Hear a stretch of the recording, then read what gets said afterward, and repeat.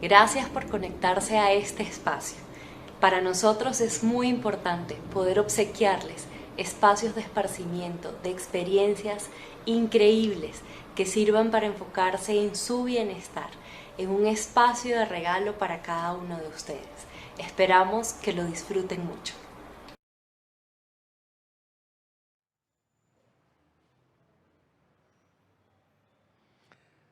Hola, muy buenas tardes. Soy Gonzalo Espina, soy violinista concertino y también director asistente de la Orquesta Filarmónica de Medellín. Para mí es un placer estar presente en esta charla de experiencias a un clic de Bancolombia con todos ustedes que están allá disfrutando, espero, de este concierto y esta charla previa de Sherezade. El fin primordial de Bancolombia siempre es velar por el bienestar y el cuidado de sus afiliados y clientes. Y Bancolombia siempre procura este cuidado de la mente, del cuerpo, por supuesto del alma, que vuelvo a repetir es un lema esencial en la historia de Bancolombia. Experiencias a un clic es una serie de programas que el banco quiere brindarle a ustedes para que pasen un rato agradable, de solaz, un rato a veces musical, como el que tenemos para ustedes esta tarde. Después de esta charla, ustedes van a disfrutar de la música de Sherezade. De eso vamos a hablar enseguida con mi compañero de set.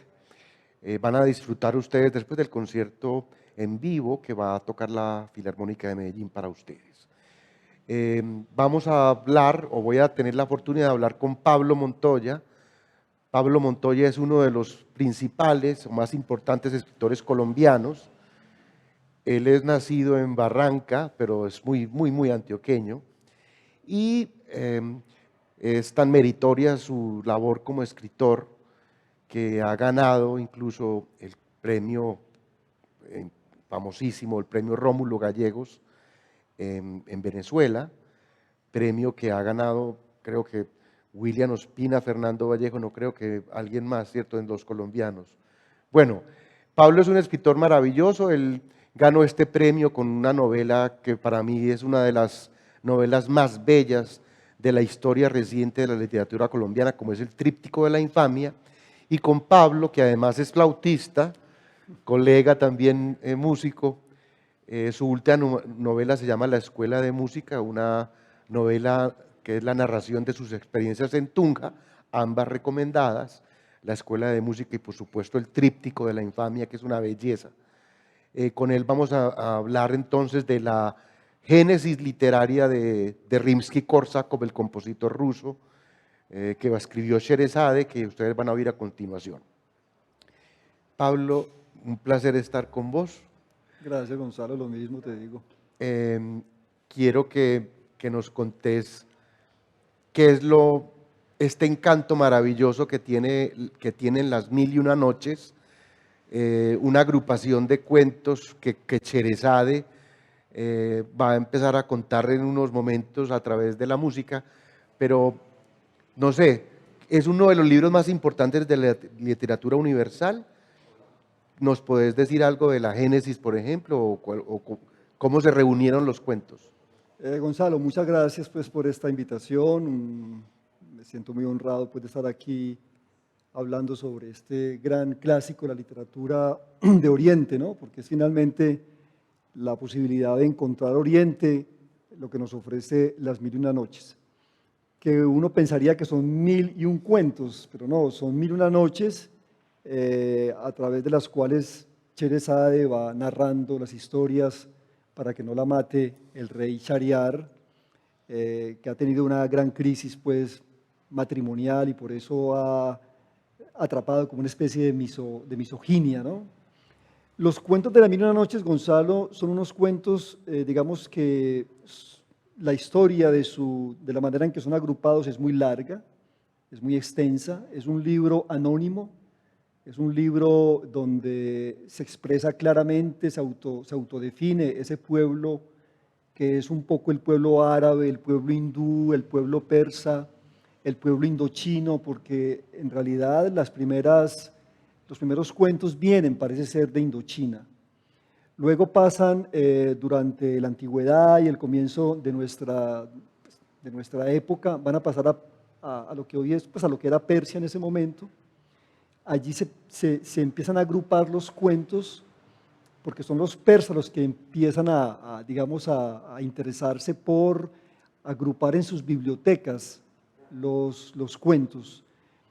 Luego, con el advenimiento del Islam, viene pues toda la arabización, digamos, de esas historias que por supuesto pasan por la India también, y es más o menos hacia el siglo VIII, IX que se publican lo que se denomina el Azar Afsané, que son 2000 cuentos de aventuras.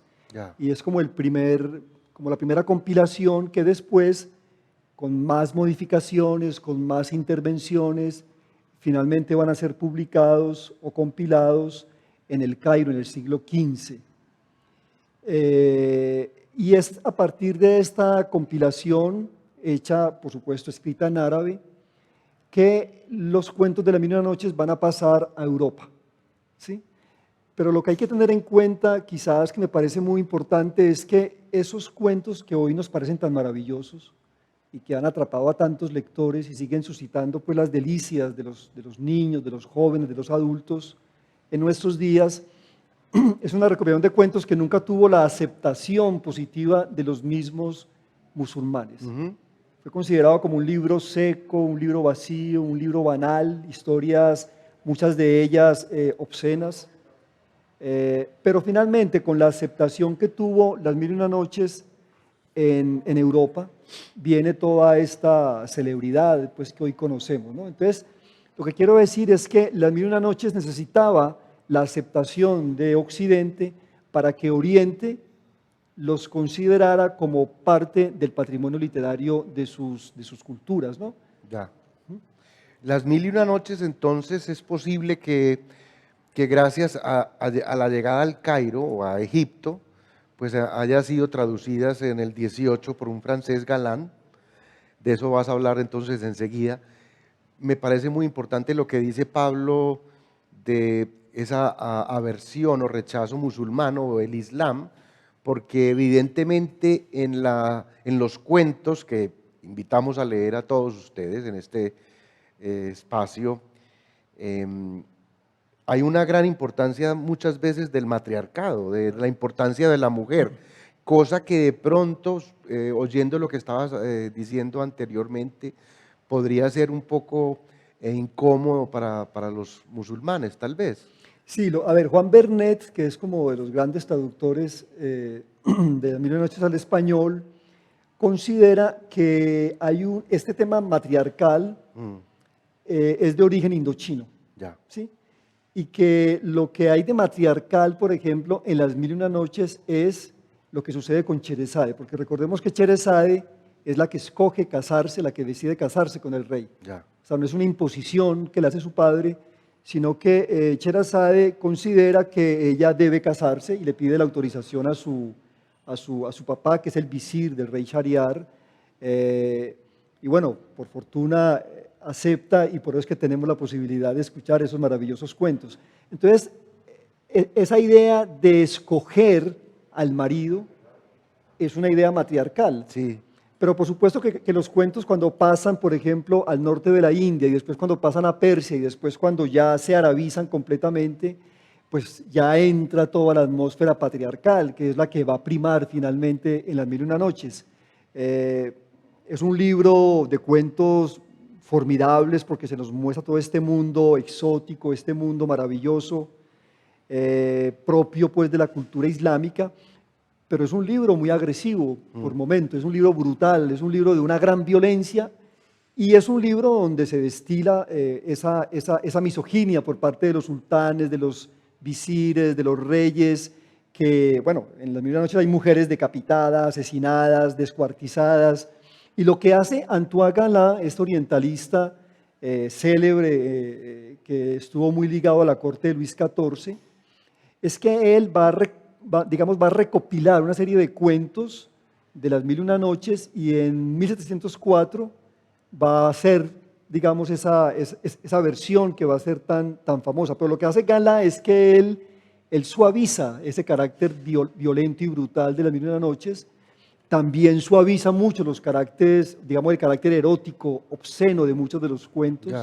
para que fuese aceptado en la corte de Luis XIV, ¿no? Ajá. O sea, él afrancesa los cuentos de las Mil y una noches e inclusive Galland se atreve a introducir cuentos que no estaban o que no formaban parte de la edición príncipe de este libro. Por ejemplo, Aladín y la lámpara maravillosa, que es quizás el cuento más célebre con Alí Baba y los 40 ladrones de las Mil y una noches, es un cuento que no existe en las versiones originales, en los manuscritos originales de las Mil y una noches, pero que Galland lo introduce y hace las delicias de los lectores franceses.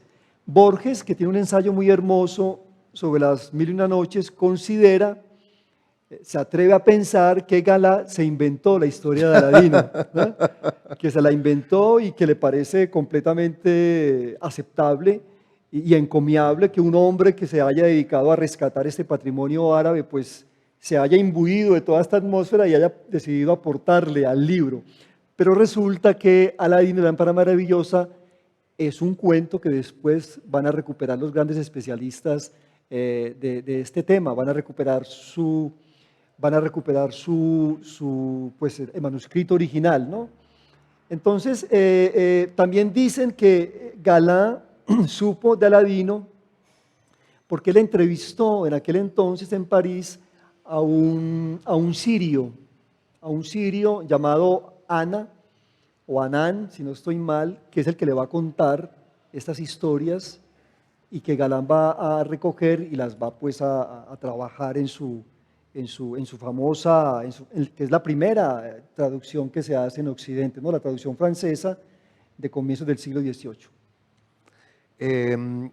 Qué cosa tan interesante, porque lo que va a usar el compositor ruso Nikolai Rimsky-Korsakov va a usar el cuento de Aladino, lo usa en el trozo de Sherezade, que al final de esta conversación vamos a explicar un poquito la música que vamos a disfrutar después de esta charla.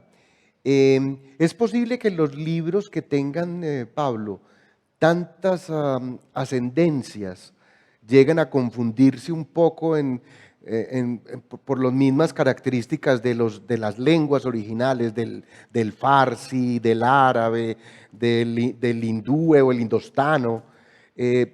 Estos libros que son recopilaciones, digamos, de una civilización del Oriente, incluso voy a atreverme a decir que la Biblia misma tiene tantos textos que no son, o sea, es posible que sea una exageración, pero cuando un libro coge el prestigio que cogieron las Mil y una Noches, o que cogió las Mil y una Noches, es posible que muchos añadidos hayan pasado a ser ya como realidades y verdades que, aunque no existieron en el original, uno está convencido de ellas. O sea, yo no podría decir en este momento que Simbad el Marino no pertenece a las Mil y una Noches, sería casi como un sacrilegio, porque evidentemente es uno de los momentos más cruciales del libro.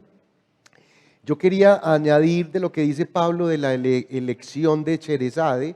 Sherezade es una hija del visir, del sultán Shariat, que era el encargado de escoger a las doncellas para llevarle a la cámara nupcial a este sultán, que por una, digamos, tragedia o de un adulterio de su mujer que fue descubierta infraganti con un esclavo negro, pues él la mandó decapitar y él empezó a vengarse de todas las mujeres, se casaba con ellas y la noche siguiente las ejecutaba al amanecer.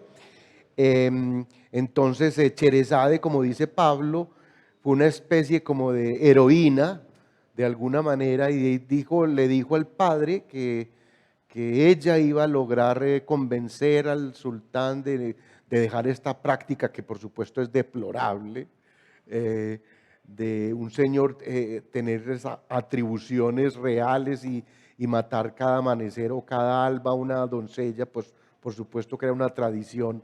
Toda la gente, los padres empezaban a sacar a sus hijas cuando estaban en la edad de merecer, como se dice, y las tenían que sacar fuera del país, porque el sultán, si se hubiera enterado, pues las hubiera tenido otro final. Sherezade entonces empieza a contar cada noche una historia que no termina hasta que empieza a descubrir el alba. Y ella tiene una habilidad de narración inmensa, que el sultán le implora que continúe, pero para continuar el sultán debe perdonarle la vida. Ella ni siquiera se lo implora, él queda tan encantado con la narración y la descripción que ella misma logra convencer al sultán que tiene que darle un día más o una noche más en este caso para continuar su historia, y así se van las 1001 noches, que no son, como dice Pablo, 1001 cuentos, sino que son las noches que dedica Sherezade a contar toda esta cantidad de cuentos, que yo no sé si tenés algún favorito, porque es un libro que es, ¿cómo se llama? Engancha de una manera. Los cuentos, por supuesto, siempre han sido enganchadores, pero este particularmente creo que es universal. Yo no sé si... Bueno, yo tengo una gran preferencia por Simbad, que acabas de mencionar. Yo creo que yo entré al mundo de las Mil y una Noches a través de los viajes fantásticos de Simbad, ¿no? Y Simbad, como tú viste ahora, son 7 viajes y están pues contados en diferentes noches. Y es un episodio del libro magnífico, porque aparece todo el ámbito marino, toda la geografía más o menos que incumbe a las Mil y una Noches. La invención del personaje de Simbad no es una invención propiamente hindú o árabe, sino que allí se ven los diálogos tan fuertes que había ya entre ese mundo y el mundo griego, porque es que Simbad es una especie de Ulises. Sí, sí, es verdad. O sea, Simbad es un Ulises hindú, islámico, qué sé yo. Entonces lo interesante de la experiencia de leer Las Mil y una Noches es también ver o notar cómo estos mundos dialogaban con Occidente, ¿sí? Y esos diálogos son de una gran vitalidad. Evidentemente hay otra figura fundamental de Las Mil y una Noches que aparece en muchos cuentos, que es la figura del genio, ¿sí? Y el genio, pues para un niño, para un adolescente, es una figura una figura muy particular, porque el genio en realidad es una, dice Borges también, Borges que es el gran maestro pues a la hora de hablar de las mil y una noches, él dice que los genios son unas figuras preadámicas, Ya. ¿sí? Que son preadámicas y que más o menos son figuras que aparentemente son superiores a los seres humanos en los poderes que tienen, en el tamaño, ¿cierto? Porque tocan las nubes, son de ojos como antorchas, se convierten en humo, son agresivos, pero al mismo tiempo son comprensivos. Sin embargo, son seres que no son tan inteligentes como los humanos. Y por eso en los cuentos de la mil y una noches, sobre todo en este cuento que es de los primeros que se llama el cuento del pescador y el genio, Ajá. ¿sí? O sea, uno cuenta pues que el pescador es muchísimo más inteligente que el genio, ¿no? Y que lo manipula de algún modo. Entonces la figura del genio, la figura del Simbad, la figura de los animales fantásticos, la figura del mono prodigioso, ¿no te acuerdas de ese cuento? Sí. Que es un mono, que es un príncipe que se convierte en un mono o lo convierten en un mono, y es un mono que tiene la facilidad de escribir en diferentes caligrafías del mundo árabe, ¿no? Ese es un personaje que también me parece muy atractivo. Alibaba, no faltaba más. Alibaba y los 40 ladrones, que es uno de los cuentos también que más ha atraído la atención de Occidente. Cuando tú te refieres a lo que hizo Korsakov con Sherazade, que me dices que él se basó también, por supuesto, en la historia de Aladino, yo creo que lo que hace Korsakov y que me parece, digamos, el gran encanto de su suite sinfónica es que él, más que apoyarse en historias, en cuentos, él lo que describe en música es como un ambiente oriental, ¿no? O sea, él lo que trabaja son más bien como atmósferas exóticas, atmósferas sensuales que son muy bien tratadas pues digamos en la versión orquestal o en esta versión que hizo la Filarmónica de Medellín. El sensualismo está presente por todas partes a lo largo de este tema que va a articular los diferentes movimientos, ¿no? Que es el tema de Sherazade pues, Sí. en el violín y en el arpa. Pero a mí me parece eso, o sea, inclusive Korsakov no quiso o no quería que su obra fuese entendida como una lectura musical del texto, sino que inclusive él pensaba que esos títulos que él puso, el primer movimiento que se llama El mar y el Sí. barco de Simbad, Sí. él decía, no, yo quiero más bien poner los ritmos Sí. para evitar esas relaciones, digamos, fieles de la literatura con la música. Entonces, yo creo que lo genial de Korsakov es que él nos muestra las mil y una noches describe musicalmente estos escenarios, estas geografías, este exotismo, este orientalismo que pues produjo, pues que siempre nos ha producido gran encanto en los que vivimos de este lado de Occidente. Sí. Lo que dice Pablo es totalmente cierto. A ver, yo que se me salió esto, pero yo me lo voy a acomodar. Si estoy así, disculpen. Por ejemplo, la virtud de Rimsky-Korsakov, el compositor que compuso Sherazade, es que su principal virtud es que es un gran orquestador. Y en esta época que compuso Sherazade, que es más o menos el final del siglo XIX, Korsakov lo que hace es, en la paleta orquestal, descifrar o plasmar con una eficiencia inmensa, sigo, ¿cierto? Perdón. Eficiencia inmensa, cada personaje de los cuentos, de la literatura. Como decías tú, el genio es maravilloso, este sonido del fagot, este exotismo que se reconoce en todas las melodías de la madera, sobre todo en el segundo movimiento que ustedes van a disfrutar, es claro de una gran persona que conocía infinitamente los medios orquestales, porque desde el inicio de la Sherazade musical que ustedes van a oír ahora, se describe esta sensación de oleaje, de tempestades, de mar furiosa, de todo este mundo marino que nos introduce Simbad y que llega hasta el final. y que Sherezade recorre, digamos, diferentes estados. Qué precisión lo que decías, Pablo, porque estaba pensando en la eficacia del lenguaje oriental para, por ejemplo, las matemáticas. Fíjate que todo tiene un sentido. 1001 noches, 40 ladrones, 3 princesas. Todo tiene mucho significado con este prodigio de cultura que fue la cultura no solo árabe, sino, digamos, indochina. Y es muy meritorio que un compositor ruso llegue a descubrir estas y a producir estas sensaciones tan cercanas a la literatura como es este cuento musical. Yo quería hacer una anotación.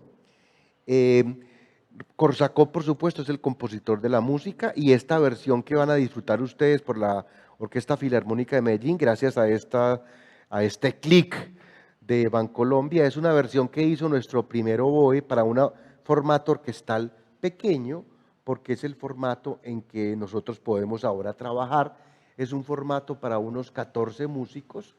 El violín solista es el instrumento preponderante, porque el violín solista es la Sherezade, que cuenta todas las historias, y el violín está tocado por Manuel López, un gran chico, un gran violinista.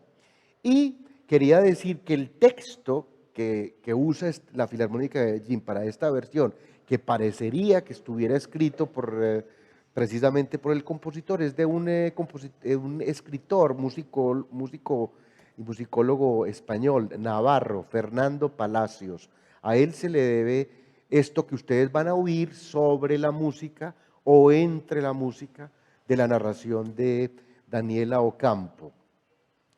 No sé, Pablo, qué podemos decir más de la historia de las 1001 noches, aparte que me gustaría también decir a todos nuestros que nos están viendo esta transmisión, que sería muy lindo, no sé, escribir, por ejemplo, o decir de nuevo que una versión muy importante del o en el español o en el castellano, es la versión que ustedes pueden encontrar de Juan Vernet, escrito con V, Vernet, que creo que es la edición que todos o muchos hemos leído. Claro, sí.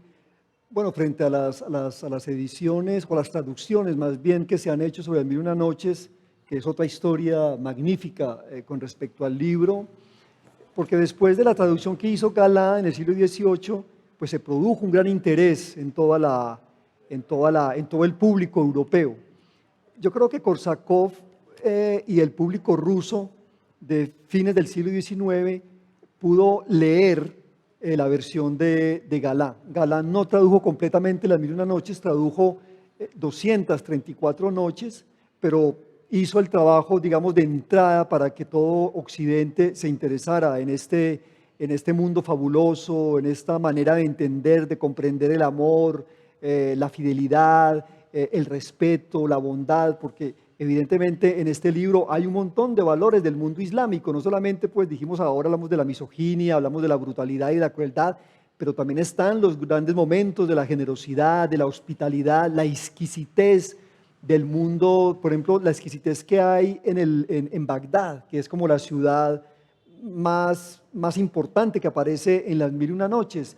También aparece Basora, aparece el Cairo, y aparece un montón de aldeas pues, que van como articulando toda la geografía de este mundo.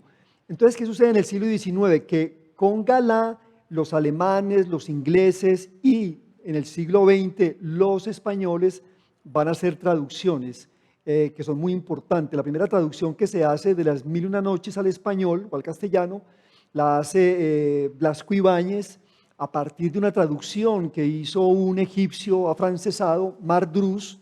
Blanco Ibáñez hace una traducción en 1910 y a partir de ahí viene otra traducción muy importante que es la que hace Rafael Cancino Ansens, ¿sí? Que fue la que leímos o fue la que yo leí cuando era joven, adolescente, en la edición de Aguilar, y luego de la que ha hablado Gonzalo, que es la de Juan Vernet, que fue un profesor de la Universidad de Barcelona, y que es la edición que tenemos más acceso ahora porque la publicó Planeta.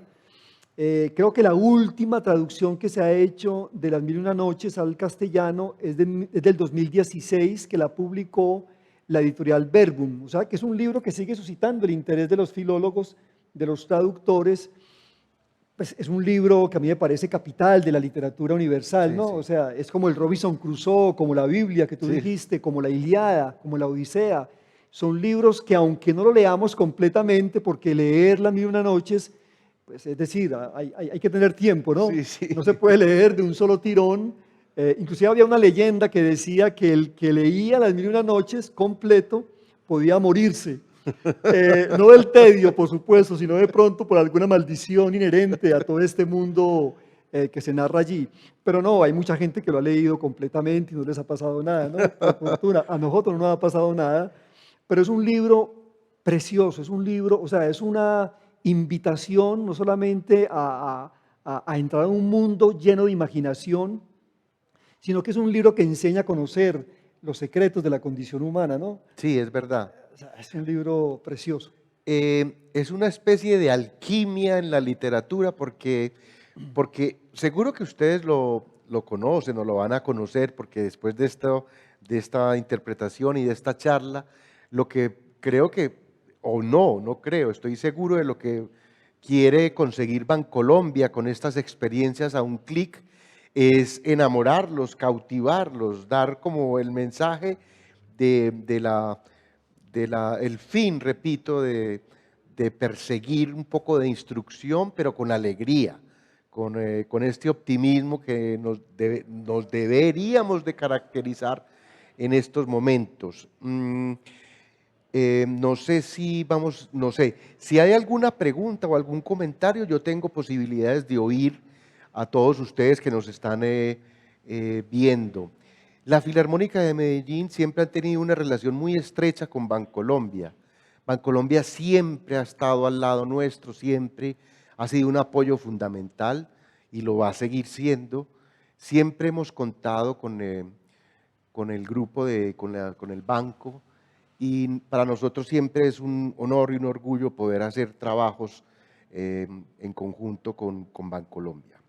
Además, tener invitados como Pablo Montoya, del que recomiendo verdaderamente que también lean su tríptico de la infamia, pues es un placer, porque un escritor que nos hable de libros siempre es un placer, y porque los escritores leen con una manera muy atenta, muy vigilante, prestan mucha atención a todo, y creo que para todos está siendo un placer, digamos, disfrutar a Pablo Montoya de su conversación.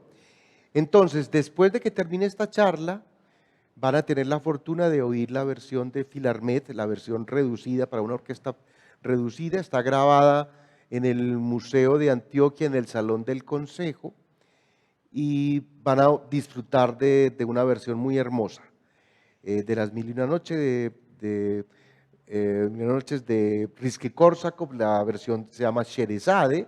El título Sherezade, repito, es la mujer que cuenta la historia durante todas estas noches, le cuenta los cuentos al sultán, y que gracias a esto el sultán se enamora de ella, y ella, por su perseverancia y su inteligencia, logra romper esta mala costumbre del sultán de asesinar a sus esposas después de pasar la noche con ellas.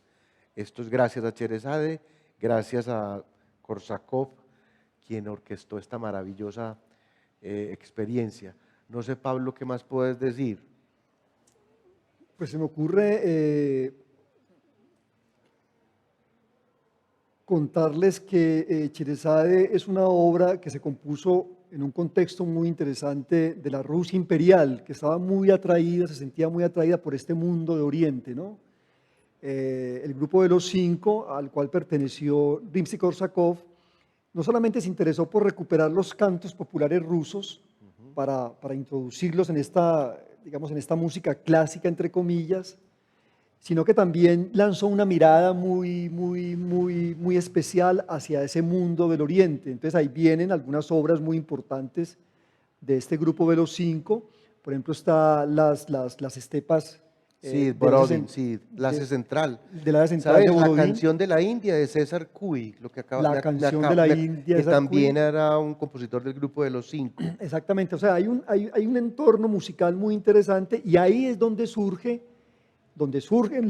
las grandes obras de Korsakov, El Capricho Español, por ejemplo, que es también una mirada de Korsakov a ese mundo español atravesado Exótico, todo exótico. por el exotismo árabe, está la escena gitana, el fandango Asturiano. asturiano. Estos son momentos muy bellos de la música sinfónica rusa y de todos los tiempos. Y Korsakov, como tú lo dijiste ahora, pues atrae tanto por ese brillo, por ese deslumbramiento orquestal que él propone.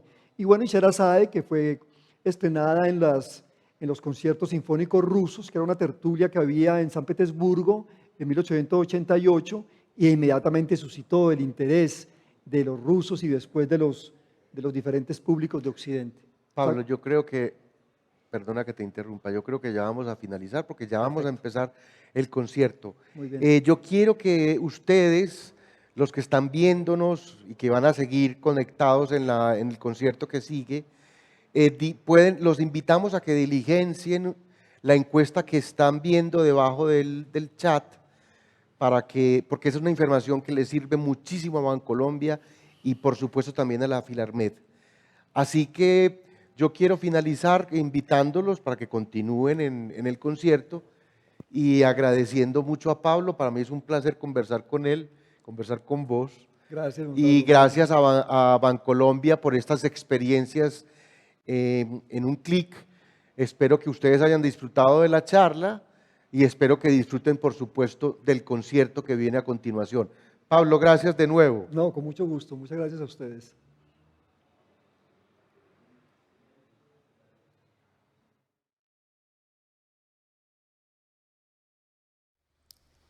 El concierto de hoy nos va a transportar en una alfombra mágica e invisible a esos lugares lejanos donde los genios surgen de las lámparas, los pájaros hablan, las águilas llevan en sus garras a los héroes y los barcos navegan por los mares de tempestades. Sí, este concierto nos traslada al oriente, a ciudades con mezquitas de cúpulas formadas de cebolla y calles repletas de gente con turbante y velos en la cara. En esos lugares lejanos, cuando se pone el sol y se encienden las hogueras, las gentes se entretienen en contar cuentos e historias de un modo parecido a como voy a hacerlo para ustedes. Supongamos que están sentados en la gran plaza de Marrakech y que soy la bruja que les quiere encandilar con sus 1001 cuentos.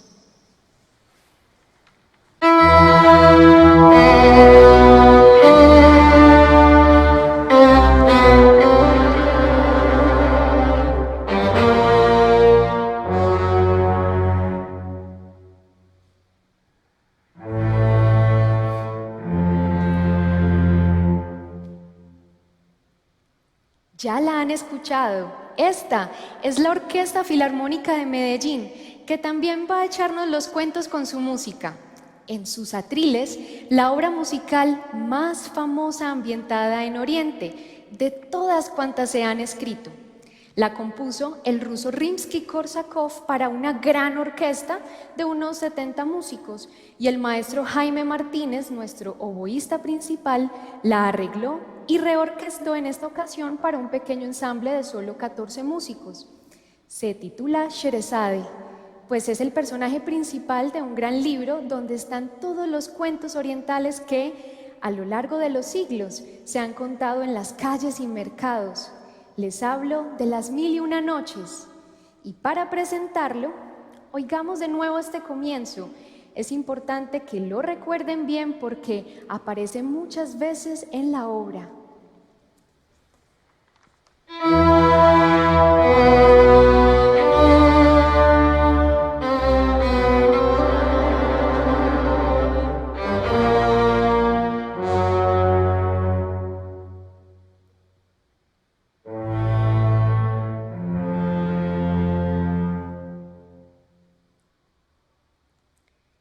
Las Mil y Una Noches es el libro de los cuentos, de los viajes, de la magia. Es como ningún otro, el libro de la fantasía. En la primera historia de este libro aparece Shahryar, un sultán poderoso, pero triste, rico, pero con el corazón endurecido por los muchos engaños sufridos. Su perversidad ha llegado hasta tal punto que ha adquirido la mala costumbre de casarse todos los días con una mujer nueva para por la noche matarla. Esa es una fea costumbre que por supuesto no recomiendo que sigan, aunque como ya suponen es una costumbre de cuento. El carácter lúgubre y siniestro del sultán Shahryar está representado en la música por el tema truculento que ya conocemos. Con él comenzamos ya nuestra historia.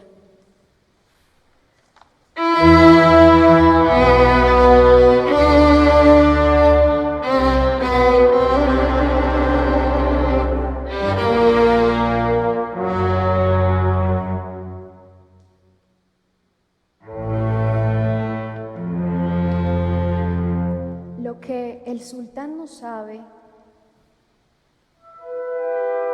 es que algo va a cambiar en su reino.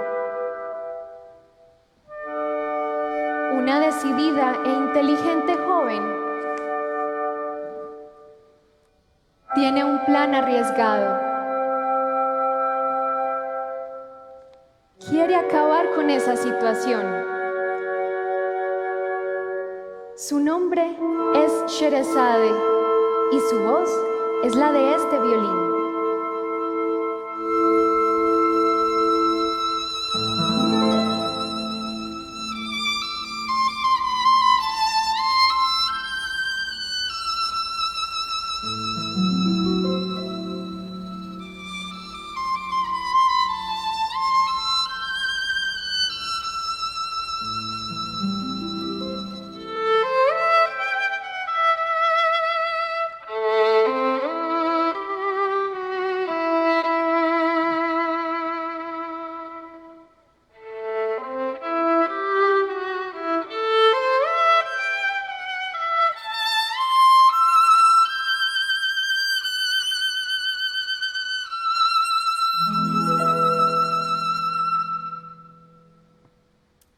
Porque efectivamente Sherazade era la última esposa del sultán, que esa misma noche debía ser ejecutada.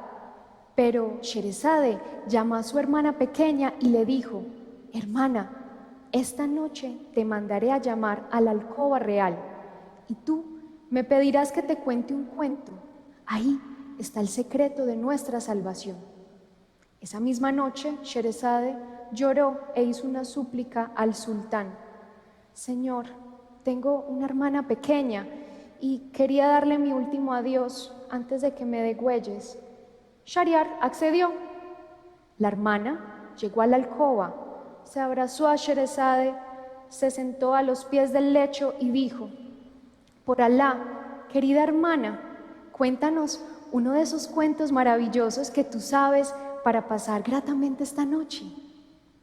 Lo haré, encantada, si mi señor, el sultán tan galante, me lo permite. Shahryar no tenía sueño, aceptó la oferta con gusto y se dispuso a escuchar. De este modo, Sherazade empezó a contar su cuento.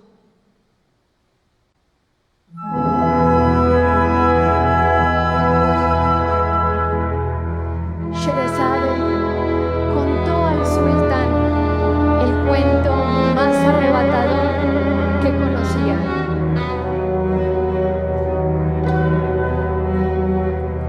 A ese cuento le siguió otro y otro y otro.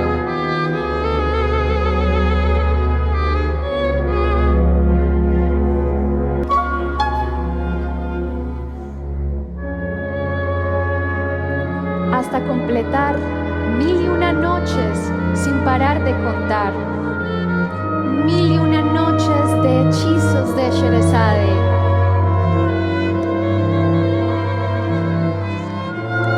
1001 noches embrujados por los cuentos.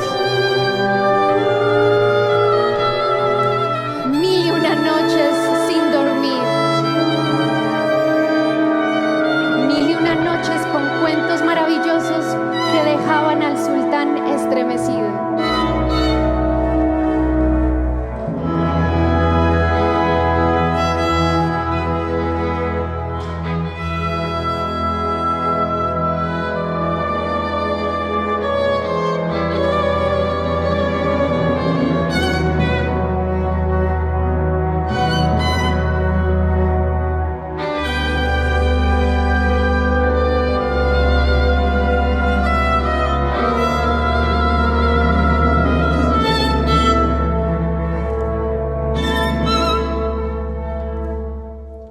Porque lo que Sherezade había planeado era dejar cada noche su cuento sin acabar.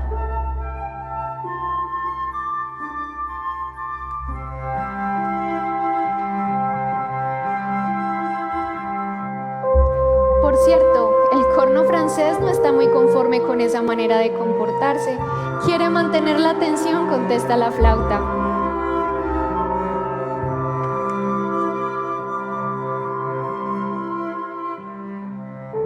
Pero es que me muero por saber el final. Si el sultán la mata, nunca la sabrás, dice el oboe.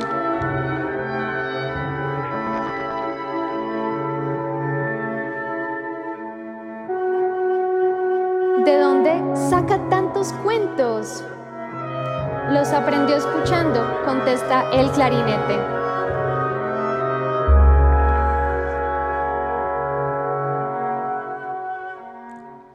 Y así seguía y seguía Sherezade con sus inacabables historias.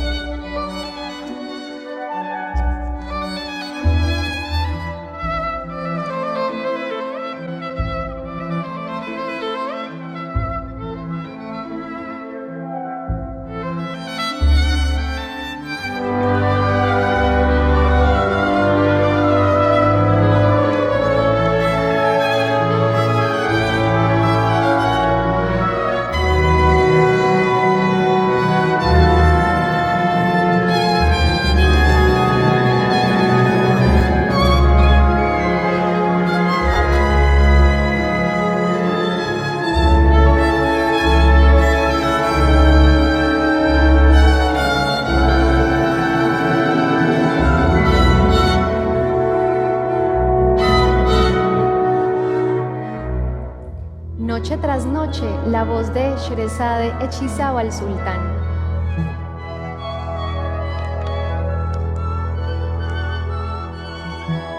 Las dudas que tenga el chelo sobre el poder de los cuentos se aclararán con los vientos.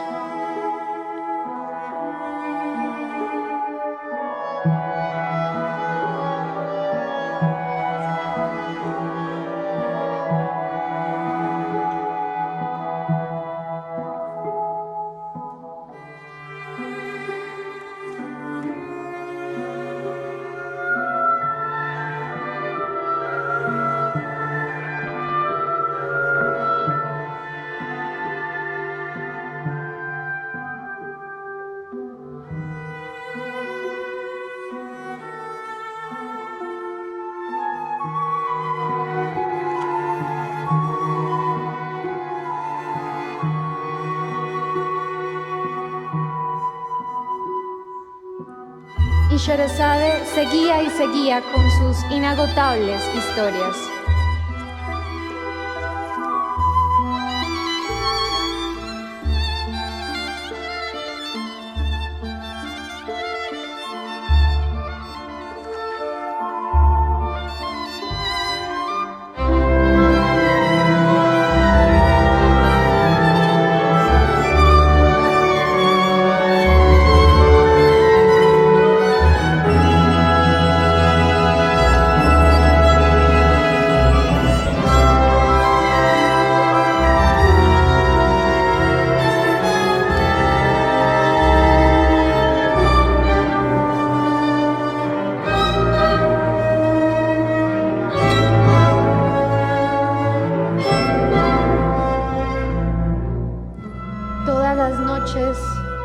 Se repetía la misma escena como la vida misma. Cuando Sherezade se apercibía de que llegaba la madrugada, cortaba el relato que le había sido permitido. Su hermana le decía: qué hermosa, qué bella, dulce y agradable es esta historia. Pues esto no es nada, contestaba, en comparación con lo que les contaré la próxima noche, si vivo y si el sultán permite quedarme. Y el soberano se decía: por Alá, no la mataré hasta haber oído el resto de la historia.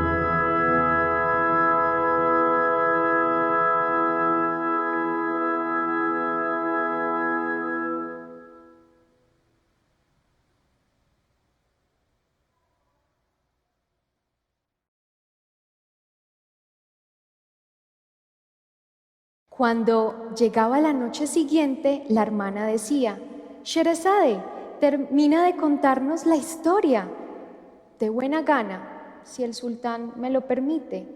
Y el sultán decía: cuenta, Sherezade. Y ella relataba sus cuentos.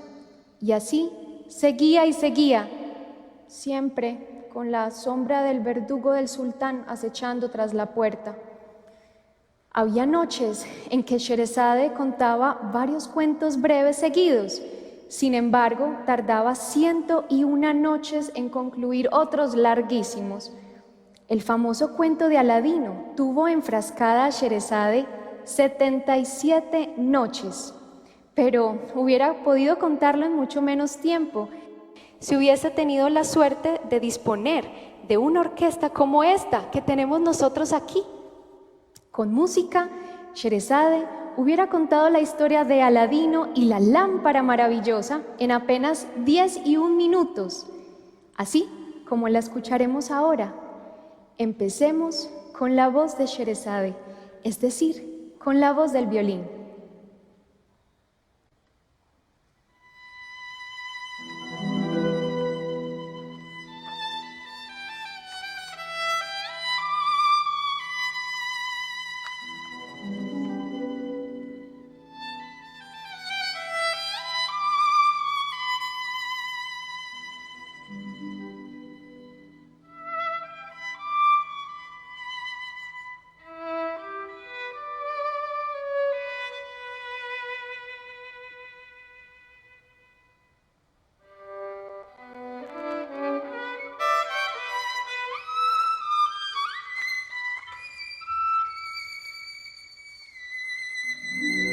Me he enterado, oh sultán afortunado, de que hubo una vez un mago africano que ansiaba una lámpara enterrada en un lugar peligroso.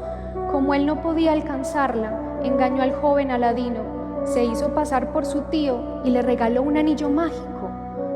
En realidad, lo que quería el mago era que Aladino le rescatara la lámpara para después matarlo. Pero el astuto joven supo salir del engaño y se hizo con la lámpara, sin conocer todavía su extraordinario poder.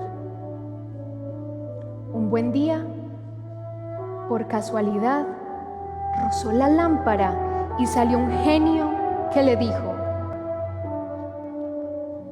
ordena, mi señor Aladino, los deseos se cumplirán. No tienes nada más que pedirme y este genio te complacerá. Aladino le pidió ricos manjares y el genio se los sirvió. Aladino le pidió el amor de la princesa Burulbudur y el genio se lo concedió. Aladino le pidió un palacio de oro y el palacio consiguió.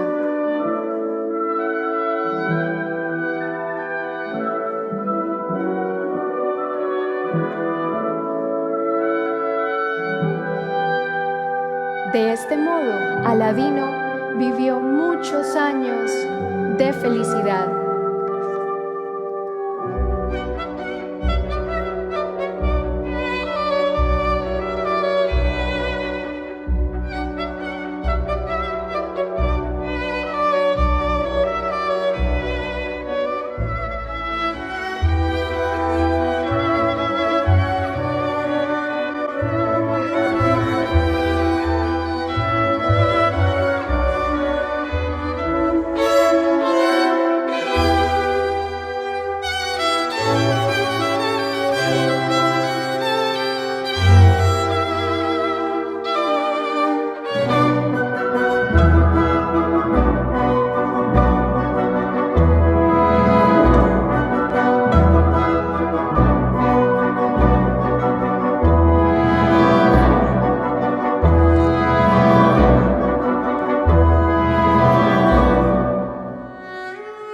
Pero esta historia nos dice que la felicidad no es siempre duradera.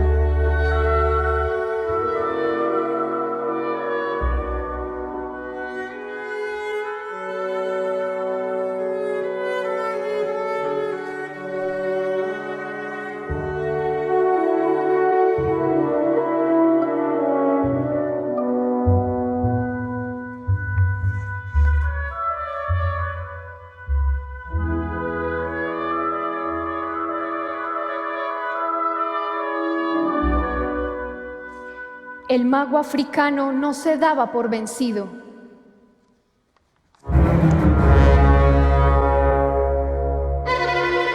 Llevó tiempo buscando a Aladino.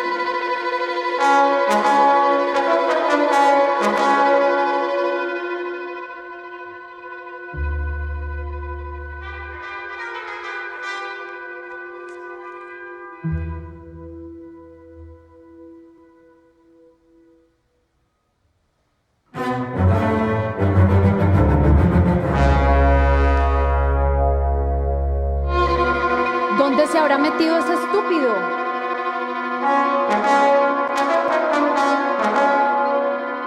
No estoy dispuesto a perder mi lámpara maravillosa.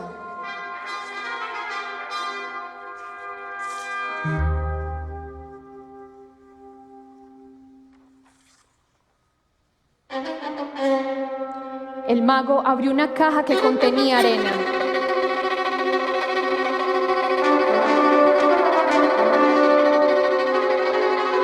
Alisó con cuidado los granos y murmuró unas palabras mágicas. Abunuwa Siharun al-Rasim, Kamar al-Samami, Nur al-Din.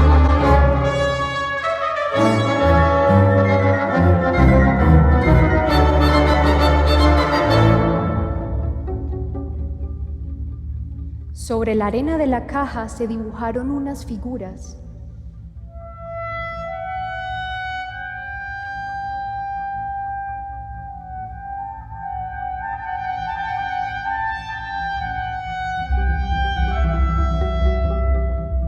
Y en ella pudo ver a Aladino y sus riquezas.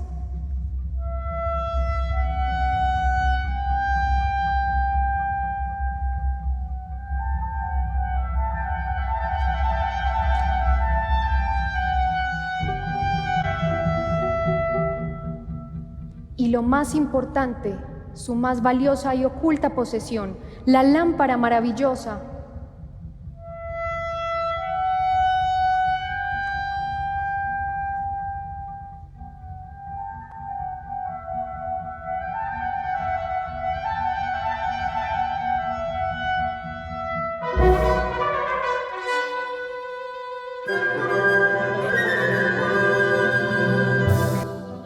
El mago acudió a la ciudad de Aladino, se disfrazó de anciano mercader y comenzó a pregonar por las calles. Cambió lámparas nuevas y relucientes por lámparas viejas. Si tiene lámparas viejas, le doy una nueva. Una de las criadas de Aladino, creyendo que la lámpara maravillosa era vieja e inservible, se la cambió al astuto mago. Cuando la tuvo en sus manos, el mago la frotó y ya saben lo que pasó. Aladino se quedó sin riquezas, sin palacio y sin princesa. Todo se esfumó.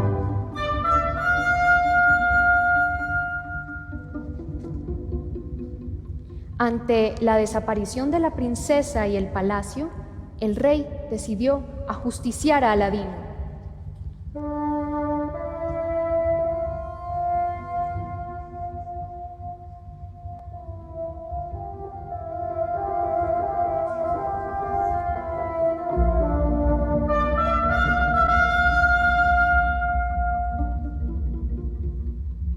En efecto, se ordenó su ejecución.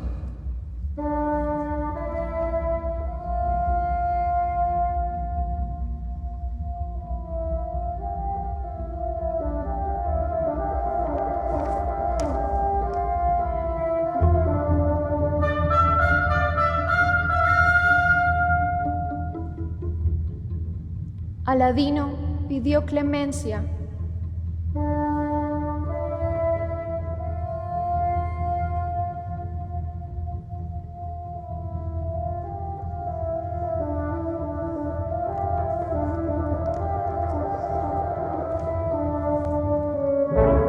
Señor, deme 30 días, le traeré a su hija.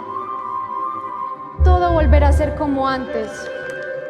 Si no la traes, morirás. Y Aladino partió sin saber qué rumbo tomar.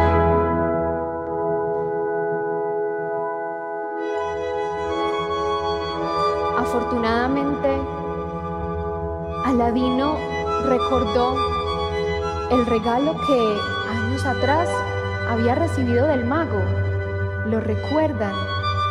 El anillo mágico. Al rozarlo,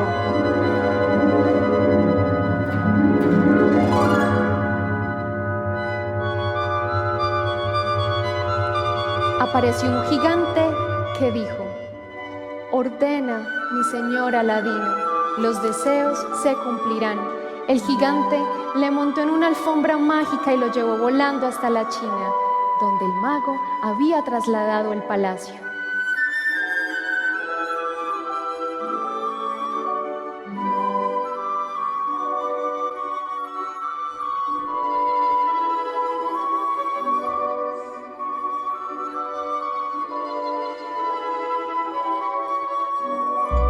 Aladino se hizo con un narcótico, se disfrazó y entró al palacio. Allí encontró a Burulbudur, su amante esposo. Aladino dejó el narcótico en una copa y se escondió dentro de un baúl.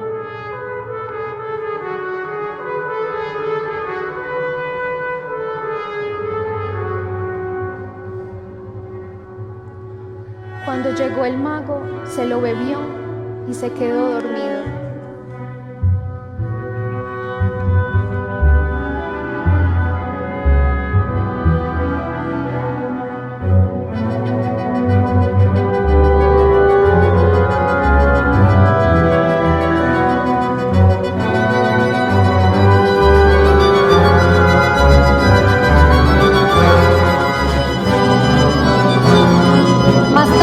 Aladino del baúl, vio al maligno mago dormido y...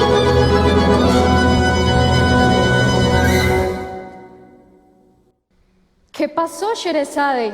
¿Qué pasó con Aladino y el mago dormido?, preguntó angustiado el sultán.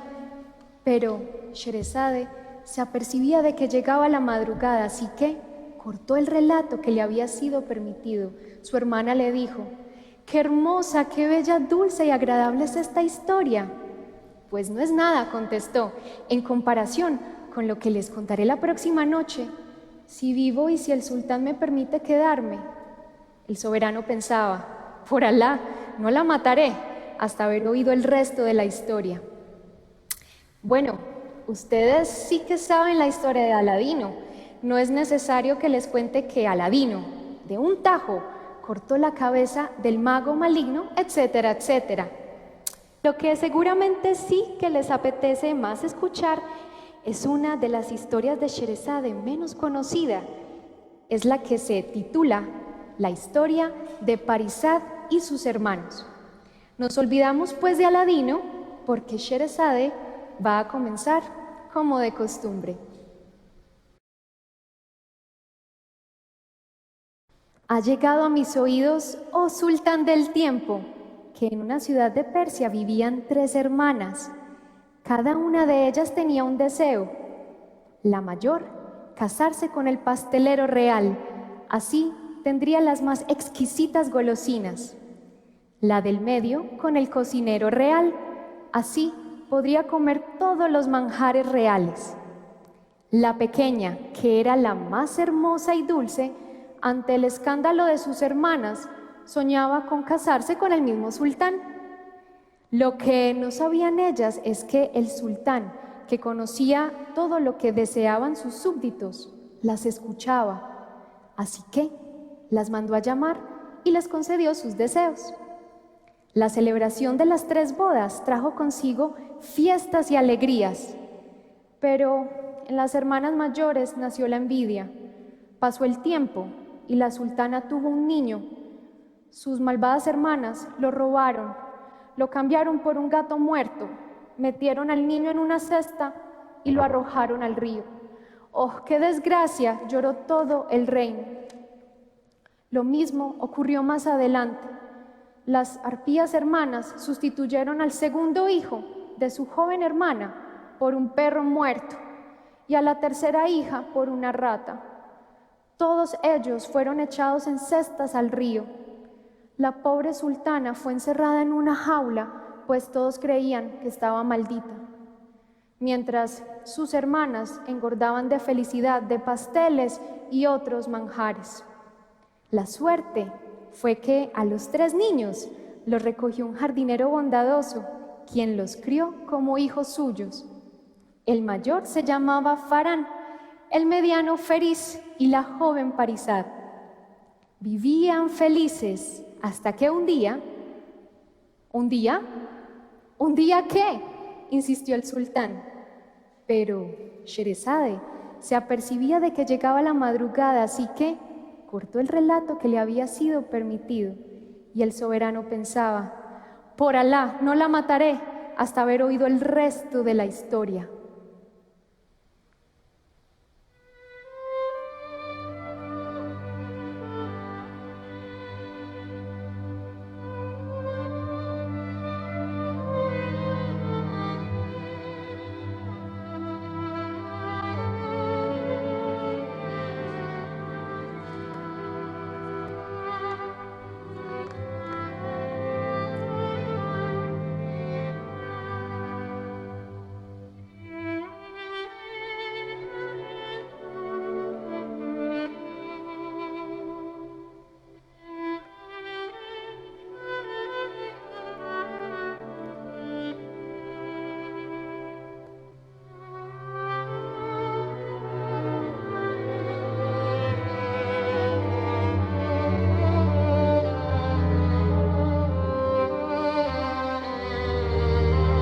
Cuando llegó la noche siguiente, Sheresade se acomodó en su cojín de seda y empezó a contar.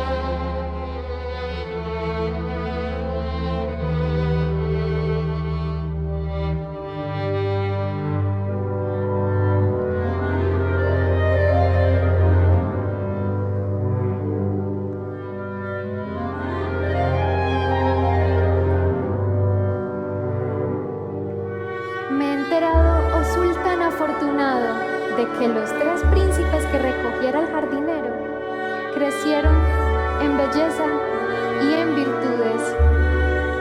Lamentablemente, el viejo jardinero murió sin que ellos supieran la verdad de su origen.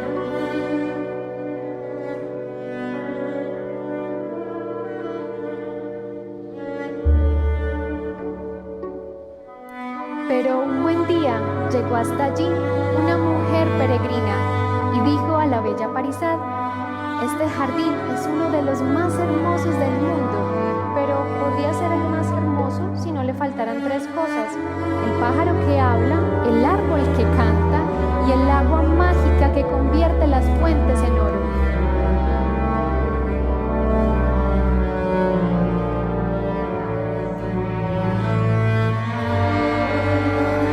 Desde entonces, Parizad solo derramaba lágrimas por no tener esos 3 deseos.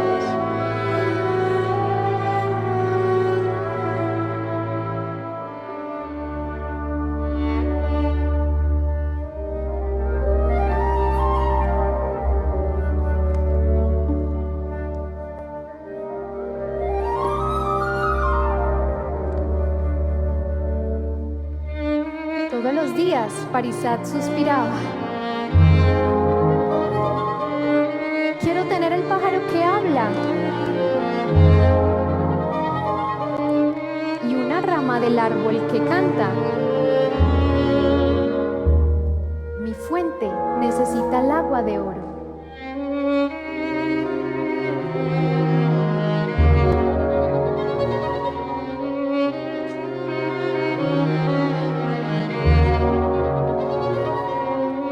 Sus hermanos no podían soportar la tristeza de Parizad.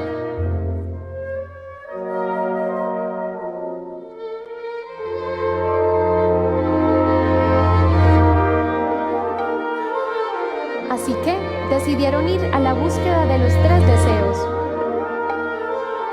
Los 2 eran valientes, pero solo uno debía ir. El primero en partir fue Farán. Ahí lo tienen cabalgando.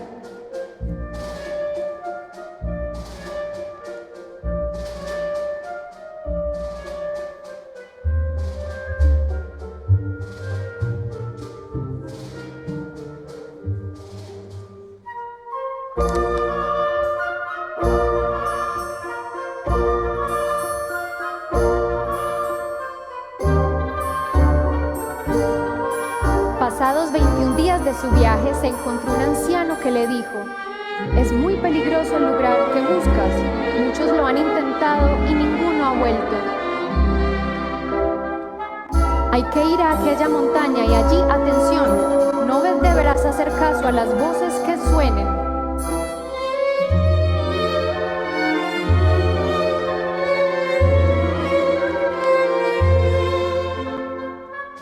Farán siguió, llegó a la montaña, pero no pudo resistir el hechizo de las voces. Se volvió y quedó convertido en piedra.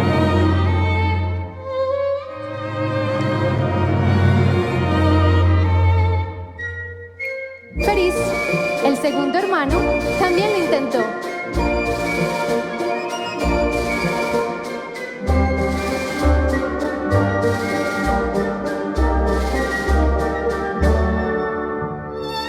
Al principio no hizo caso de las voces, pero cuando ya estaba a punto de llegar, el pájaro que hablaba lo engañó. Soy Farán, tu hermano.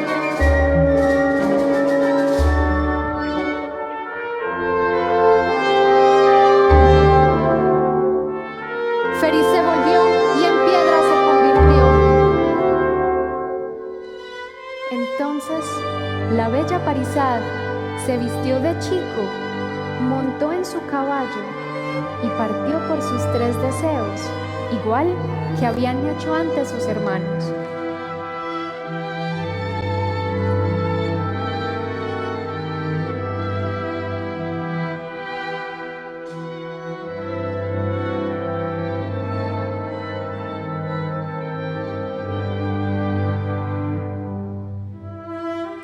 Parizad llegó hasta la montaña y oyó la voz del pájaro que decía: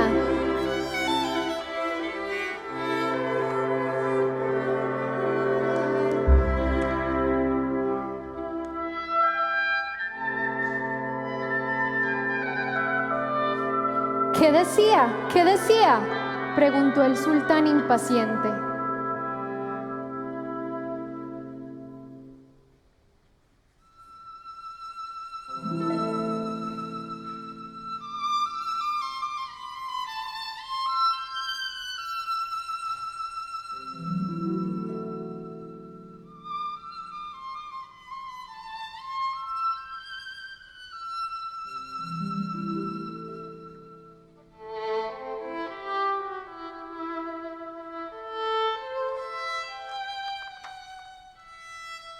Pero Sherezade se apercibía de que llegaba la madrugada, así que cortó el relato que le había sido permitido.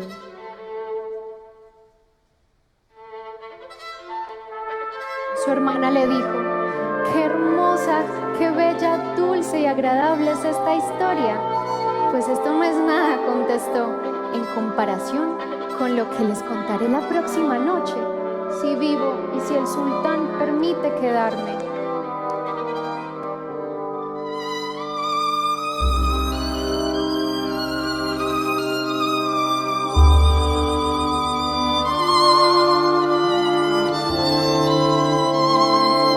Y el soberano pensaba: «Por Alá, no solo no la mataré, sino que me estoy enamorando de ella».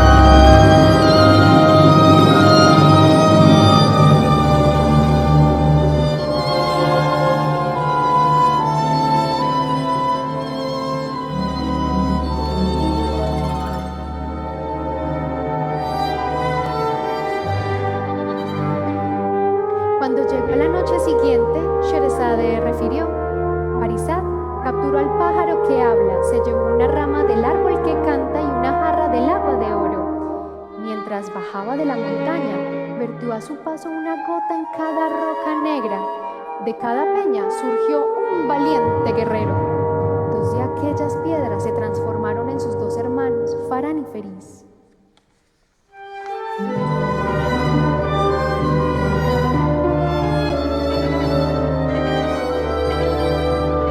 Pero Sherazade se agotaba con tanto cuento, así que cortó el relato que le había sido permitido.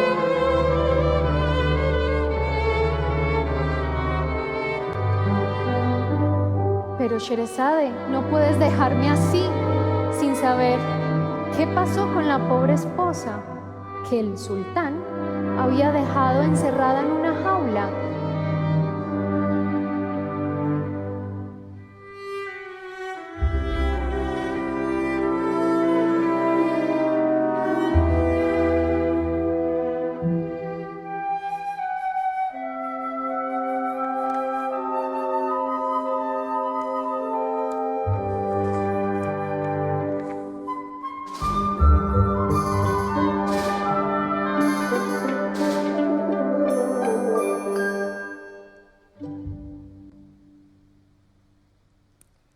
La noche siguiente, Sherazade terminó de contarle cómo los tres hermanos llegaron a su tierra, cómo el sultán del cuento se enteró de la historia verdadera de sus tres hijos y de qué manera suplicó el perdón de su esposa. Inmediatamente, sin pausa alguna, comenzó uno de los más largos y afamados cuentos de este libro, la historia de Sinbad el marino. Sherazade empezó como siempre.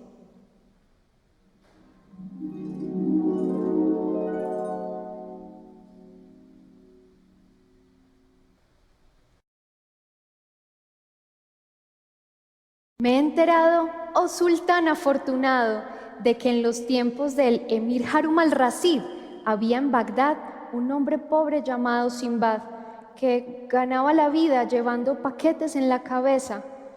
Un día de mucho calor se detuvo a descansar a la puerta de la casa de un poderoso mercader. Del interior de aquella casa surgían canciones y aromas de ricos manjares. El pobre Sinbad, hambriento y cansado como estaba, no pudo menos que exclamar: «A mí, el destino me abruma con cargas nada ligeras, y hay quien vive solamente disfrutando en esta tierra. Si somos del mismo barro, ¿por qué tanta diferencia entre parientes cercanos?». En esto se abrió la puerta y el señor de la casa le dijo: «He oído tus versos y quiero que te sientes a mi lado y compartamos estos refrigerios. ¿Cómo te llamas?». «Mi nombre es Sinbad», dijo el pobre mozo. «Ajá, el mío también es Sinbad, soy Sinbad el marino. Y has de saber que antes de conseguir este bienestar pasé por muchas calamidades».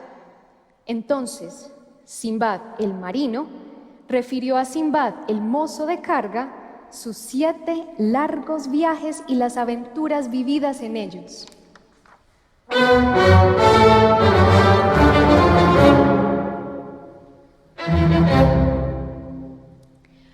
Una vez más, la voz de Sherazade será la que nos cuente la historia que en el cuento cuenta Sinbad.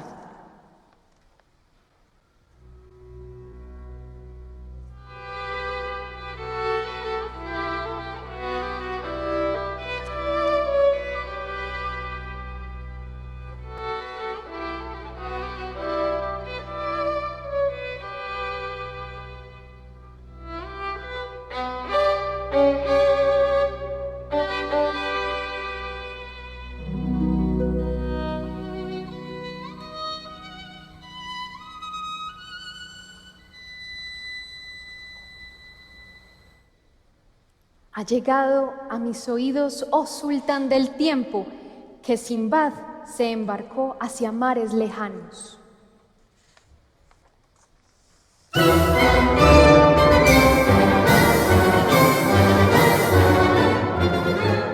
Al poco tiempo, la nave sufrió los embates de aquellas aguas desconocidas. ¿Qué pasó, Sherazade?, inquirió el sultán. No me interrumpa con sus comentarios, señor.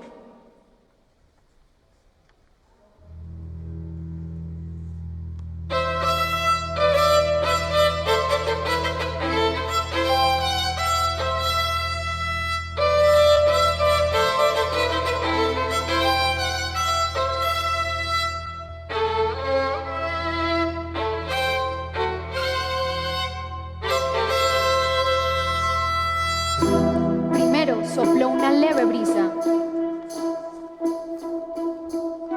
La leve brisa se convirtió en viento.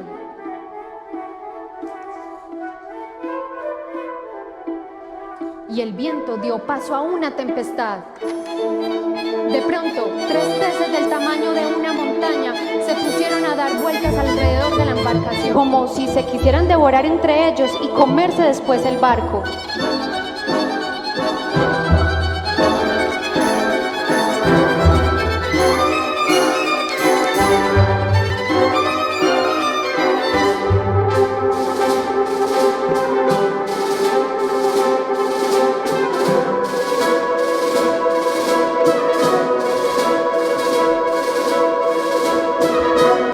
Sin miedo alguno.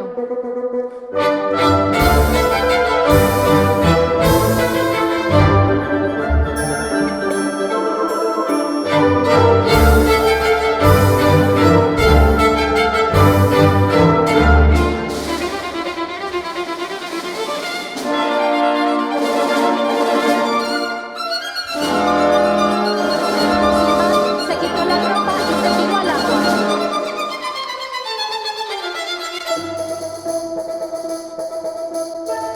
Agarrado a un trozo de madera y llevado por vientos y olas, llegó a una isla con muchos árboles y repleta de ríos y manantiales.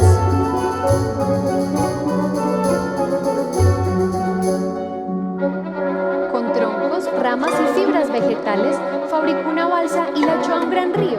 Las aguas tomaban cada vez más velocidad hasta que vio que se introducían al interior de una gran montaña. Sinbad no podía hacer otra cosa que aprovechar aquel río. Tenía que entrar por aquel agujero y aplastarían las paredes del túnel, donde le llevaría aquel estrecho conducto. Al fin vio la salida del túnel, pero aún no había pasado lo peor. El agua se precipitaba por una cascada.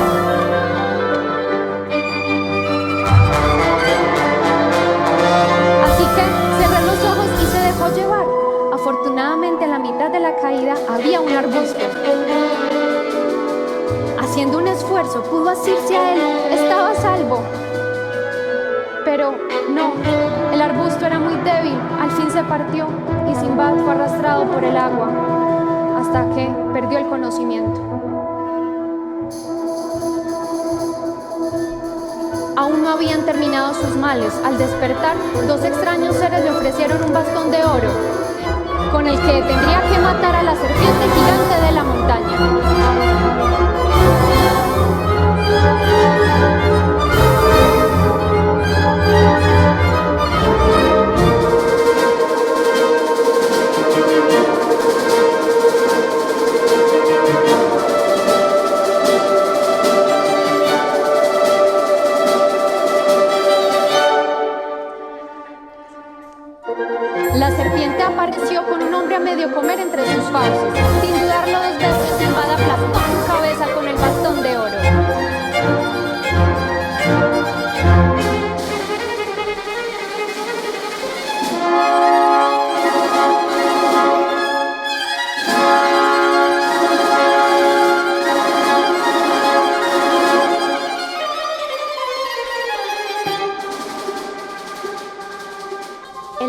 Jibril vomitó al hombre que dijo: como me has liberado, te pondré en camino de tu salvación. Le condujo a un lugar desde el que un pájaro enorme le trasladó volando hasta una hermosa ciudad en la que se quedó a vivir. Pero, pasado algún tiempo, Sinbad sintió nostalgia de su tierra y decidió volver a su ciudad, Bagdad. Así que embarcó por última vez.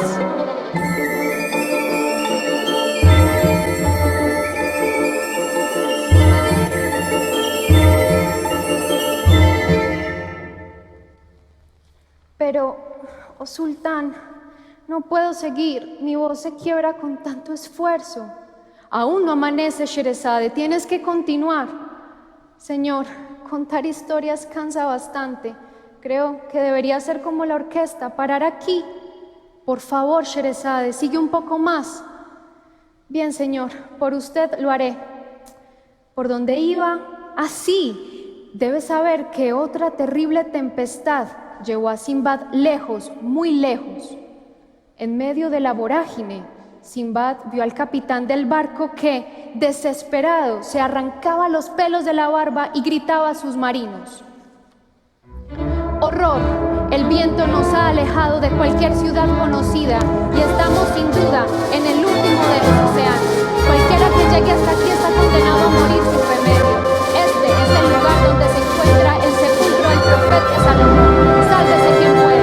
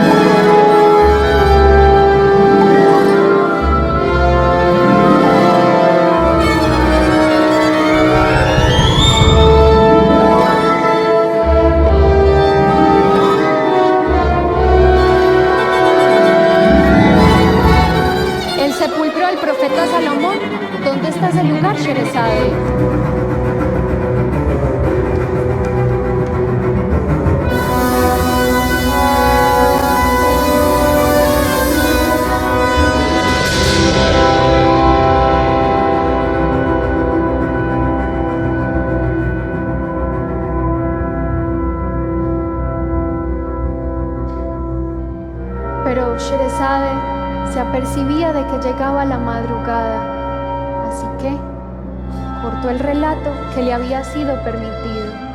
Pues esto no es nada, contestó, en comparación con lo que les contaré la próxima noche, si vivo y si el sultán me permite quedarme. A la noche siguiente, Sherezade se volvió a acomodar entre sus cojines de seda y prosiguió: me he enterado, sultán feliz, de que al fin aquella pavorosa tempestad amainó y Sinbad llegó a un extraño lugar donde se encontró.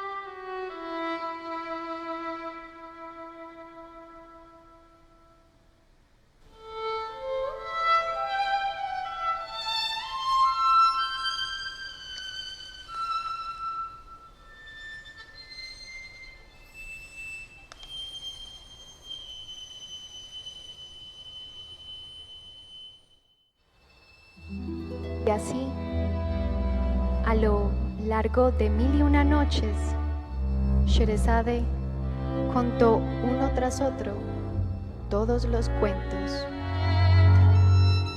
El sultán Shahriar, ensimismado por las historias de Sherezade, no solo le perdonó la vida, sino que la amó. Y fueron muy felices el resto de sus vidas.